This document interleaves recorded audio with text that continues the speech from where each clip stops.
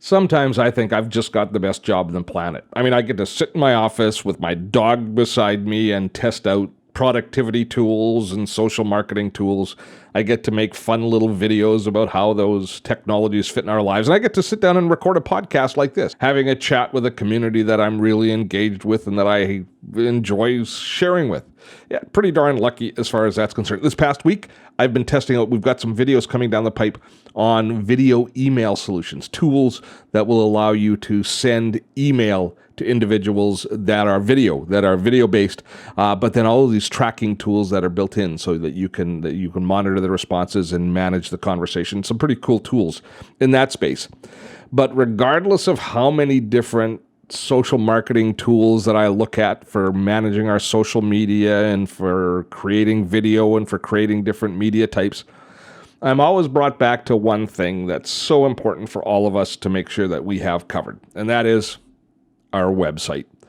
And I know, Steve, you could talk about so many interesting and fun things, but I want to talk today about our website. And the conversation we're going to have is why it's so important to you if you are looking to build an online business, why your website is still the most important single digital asset that you can create, and why you have to pay attention to it and maintain it and make sure that it is a website for today. So that's what we're going to be talking about today. Are you buckled in? It's going to be website madness today on Gray Matters. Steve Dotto here. How the heck are you doing this fine day? Welcome to Gray Matters, the podcast for those of us in the gray zone. What is the gray zone? Primarily baby boomers and Gen X, those of us sporting a touch of gray. We're interested in finding our place in the digital age. On this podcast, we will learn about online marketing, community building, social networking, all from our perspective. The world's changing. The job market is not interested in us anymore. We're facing the prospect of a reluctant retirement, and that is not cool. We need a side hustle to take our experience and put it to work for us. We need to develop mad skills, adapt, and evolve in order to remain relevant in the digital age. I can help. This podcast can help. I'm glad you found us. I know there's plenty of exciting tools and different techniques that we can be talking about as if I'm trying to encourage you folks to build a better online business. So why am I going back to websites today? Well, for a very simple reason. The websites are still the most important and most valuable tool that you have in your arsenal. And I think because websites are now old school. There's social networks with Instagram and Facebook and all of these other platforms, other places for us to communicate with people, that we tend to forget just how valuable and how important our website is.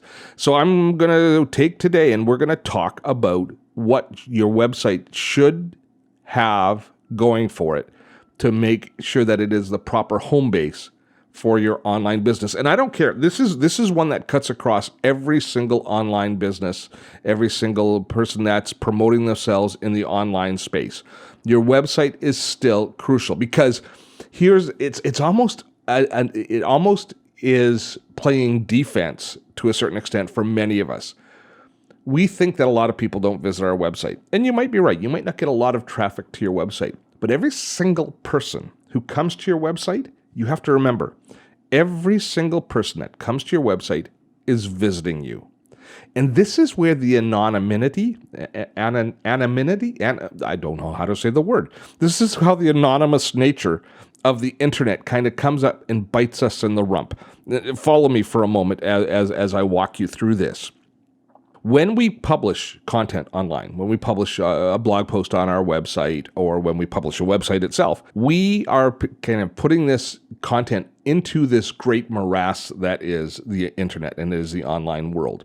And we don't actually see the face of the person. We don't hear their voice of the person as they visit our website. But they're coming and they're visiting and they're reading our content, usually by choice. If they're coming to our website, it's not that it's been served to them in the feed as a Twitter or a Facebook feed or an Instagram feed. No, they're coming to your website specifically. And what we have to realize is the tremendously intimate nature of that connection. They're clicking on your website. They're coming to your blog post, and they are now in your space. They're in your home to a certain, they're in your business home. They've come into your place of business. And just because we don't see them, we only see a number or a count of them having appeared there later on when we look at our analytics, because we don't actually have a real-time engagement with the individual that's at our website.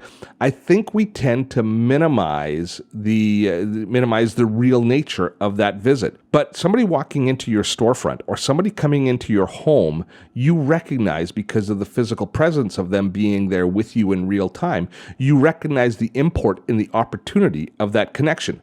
We tend to not pay attention to that when we think about our website. And this, to me, is a crucial mistake that we make and tremendous lost opportunity as a result. So I need you to start thinking about your website as the asset that it really is. It is the front door of your business, of your personality, of your persona, of your brand. It is the same as having somebody into your office to sit down for a face-to-face when they come to your website. So the import of developing and designing a good quality website is paramount. It's something that you have to pay attention to. So enough, I'll get off the soapbox now and let's talk about what it should entail, what your website should entail.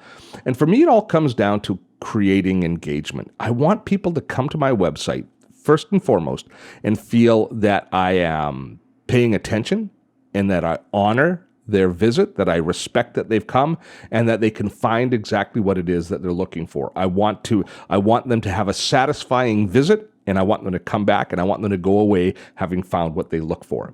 So how do we do that? How do we engender that? How do we make sure that we have that capability?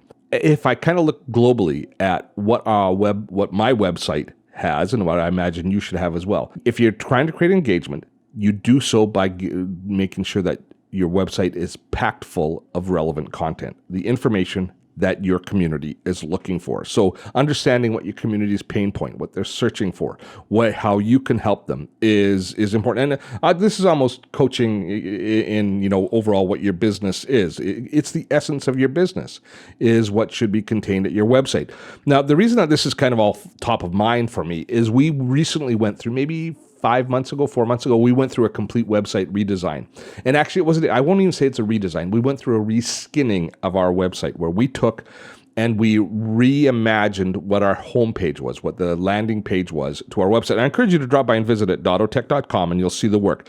And I'm really proud of what we did. I say I'm proud because I didn't actually do it. It was all Liz. Liz Azian, who is my designer. She works with me on all aspects of our business. She came to me and she said, I think we can do better with the website, Steve, and this is my idea. And if you take a look at what Liz did with our redesign of the website, when you visit it, right below the fold, like first, we welcome people with a picture of me so they know exactly where I am. We have an opt-in for our toolkit, which is all of the different tools that I use for productivity, which is what most people are looking for when they come to our website. Also delivers the most value to us as a business because if you opt in, then you're being added to our mail list. But right beneath that is a section that has, how many does it have here? I only count 1, 2, 3, 4, 5, 6, 7. I thought there was 6. There's 7 text buttons that are all of the activities that you can do at our webinar. And we've made them active. We say, join my webinar. I think personally, for my business, the most valuable thing that I can have you do is join my webinar, visit us on Webinar Wednesday to get to know more about our brand. That's really the gateway to enter our community. Next is listen to my podcast. Next is watch my videos, promote your product, which is a new business venture that we're putting forward to help people doing a product showcase. Learn about my courses, hire me to speak, or enjoy my vlog. So in order of importance to me and relevance to the visitor, we have these 7 master areas that are the activities that you might want to do when you visit our website. So having reimagined our website with this particular menu and this particular tree of opportunities being presented right at the top completely changed my attitude towards the website itself. So rather than having people have to scroll down the length of the page, and our homepage is still fairly long, and it's got all of our promotional materials, and it's got all of our blog and vlog and video content all available readily as you scroll down through the entire page. But right there at the very top, I've created, or Liz, I should probably point out, Liz created a action, something for you to interact with, to get to exactly where you want and get the information you want and get the engagement you want right at the top. And to me, that makes all the difference in the world. I'm now proud of our website. Before, the website was almost like you live in a house and visitors come by and you've got kind of ratty furniture. Now you can sit in everything, but you're not proud of your environment that you live in. With the new version of the website, I'm proud of the website that we live in. It's become that to me. So I will leave it to you to determine what those most valuable aspects of your website are, where you want your community to have engagement, what you want them to take away, and what you want them to get access to as soon as they land. That's the basic design and the basic feel for your website, but think about it from that perspective as you go ahead. Now let's talk about some of the technical aspects of the website. And there's lots of different opportunities that we have to create websites using different creation tools. There are landing page creators like lead pages that will allow you to almost create an entire website right within the tool itself. Of course, we use WordPress, which is an open source platform, which is hosted on our own servers, which is kind of still the standard, I would say, for most online businesses, most flexibility, but also requires the most technical knowledge as far as developing and maintaining your website. And I have people who help me with that. More on that in a moment. But there's also dedicated website builders, tools like Wix, that will allow you to create website environments. Now, I've always kind of shied away from the website building apps like the Wix of the world. The reason was I'm not always sure how well they rank as far as Google search, although they tell us that they do rank very well within Google. And I think that for a lot of businesses, a lot of small businesses, they're now probably a really reasonable way to go. Again, it's not something that I've tested out a lot, so I can't give you a lot of valuable feedback on whether or not it's the best direction for you to go, but it is worth looking at and they're quite affordable. For those of you that are a little bit more serious about your business, getting into WordPress is, I think, a really healthy step. Now, here's the challenge of developing a WordPress website, is learning the technical capability, learning how to actually create and manage your website yourself, if your skills lie in another area, is quite a learning curve. Now, I decided to take that on myself when I reinvented myself after doing the TV show. One of the things that I did is I built my first website myself. It, to be honest, was god awful. It was a terrible website, but I learned what WordPress can do and I learned how it worked and I got a feel for all of the technical switches that it had within it so that I understood what the potential that I could deliver was. And ultimately, that has served me very well. When we really had a successful website with this one here, I have a team now that helps me out, and that includes Liz, who does all of our design work, and I've got a technical back-end person, Dave Hathaway, who helps us out, and he actually hosts all of our sites on his site because sometimes things break, and I would say probably on a monthly basis, something goes wrong on the website because of updates to WordPress or updates to different plugins, and something stops working. As soon as we get notified of that, I don't spend a lot of time worrying about it. I send Dave a text, and he fixes it for me. It costs a little bit of money per month, but it keeps our website up and operating, and our downtime is now minimal. And that always reflects well on us. And when people come to your website, if things are broken, if things don't work, even though it's often not your fault, usually not your fault, it still reflects badly on you. People tend to judge you by how well your technology performs. So making sure that you have as much uptime as possible is just good business from multiple aspects. So if you are going to redesign your website or design a new website, bringing on a capable designer and having somebody who can manage the technical aspects of the website, sometimes it's the same person, is a good idea, with one caveat. Be careful to make sure that whoever you hire doesn't get the opportunity to hold you hostage.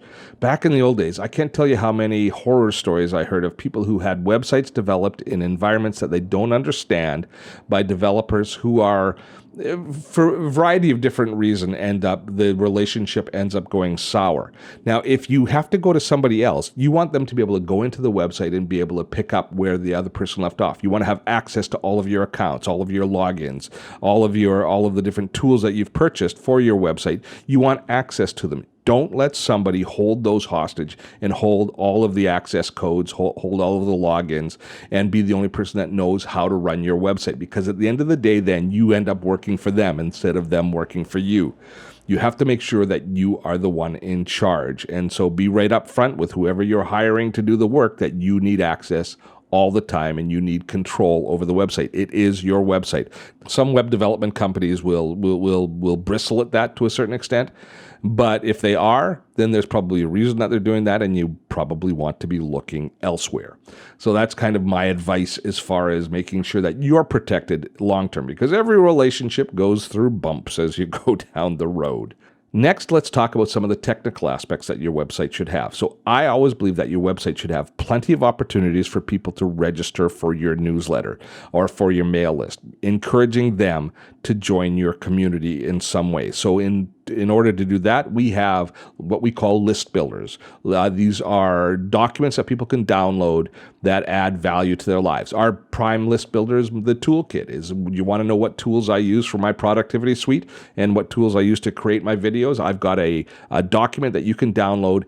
Just give us your email address and you can have access to all of the tools and why I choose those tools. It's been proven to be a very valuable list builder for us. It's brought literally thousands of email addresses into our newsletter, and those people then can slowly become part of the community. Hopefully over time, they'll read the newsletter, they'll start coming to the webinar Wednesdays, they'll start to realize all of the extra value we deliver, and they grow as a participant in the entire Dottotech community. So making sure that you have a variety of good list building options, reasons for people to opt into your newsletter, opt into your mail list is paramount.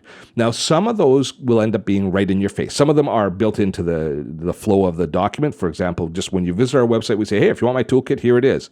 Other people use pop-ups where these little windows will pop up on your face and they'll say, do you want to sign up for our newsletter? Do you want our white paper? Do you want this? Do you want that? Now, there's two schools of thought about that. And I imagine I know what school of thought we are all in as a visitor to websites is they're freaking irritating. They are super irritating to have these pop-ups pop up in front of your face.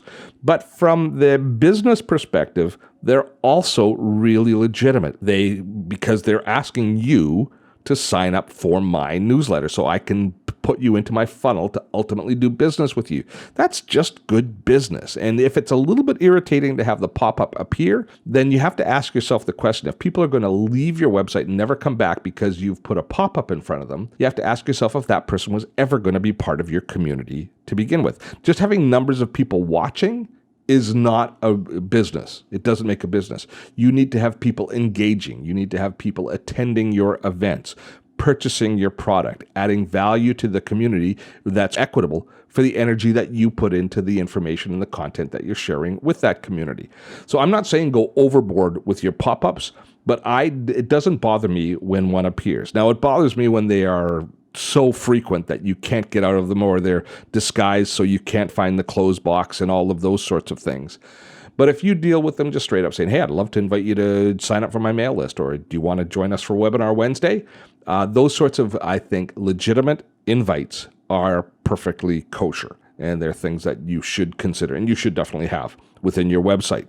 Now, a little bit more subtle is making sure that you have a Facebook tracking pixel attached to your website as well. And now these tracking pixels go into the header code of your website. I know that sounds geek talk. What it basically is it's a little notification that if people are using Facebook, and if they have Facebook on their computer, when they visit your site, then the cookie registers, the pixel registers with Facebook that this person has visited your site.